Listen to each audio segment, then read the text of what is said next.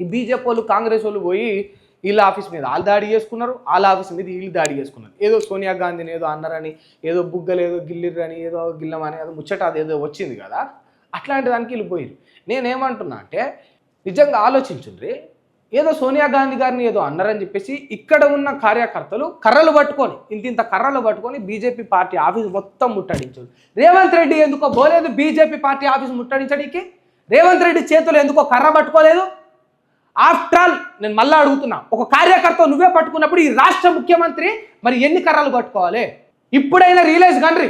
ఒక కార్యకర్త చేతిలో కర్ర ఉంటుంది, ఒక కార్యకర్త చేతిలో కత్తి ఉంటుంది, కానీ ఒక నాయకుడి చేతిలో ఉంటే కలం ఉంటుంది, లేకపోతే మైక్ ఉంటుంది. ఎప్పుడైనా ఆలోచించిన ఈ విధంగా మీరు? మన ఆలోచన మారినప్పుడు మన బతుకులు ఎట్లా మారుతాయి? నాయకుడేమో సీట్లలో కూర్చుంటాడు, కార్యకర్తనేమో జైళ్ళలో కూర్చుంటాడు. ఇక ఈ 70 ఏళ్ళ స్వతంత్ర భారతదేశంలో ఇంకా ఈ సిస్టమ్ మారలే. ఎప్పుడు మారుతుందంటే మన ఆలోచనలో మార్పు వచ్చినప్పుడు, అప్పుడు ఈ సిస్టంలో మార్పు మొదలవుతుంది, అప్పుడు ఈ వ్యవస్థలో మార్పు మొదలవుతుంది.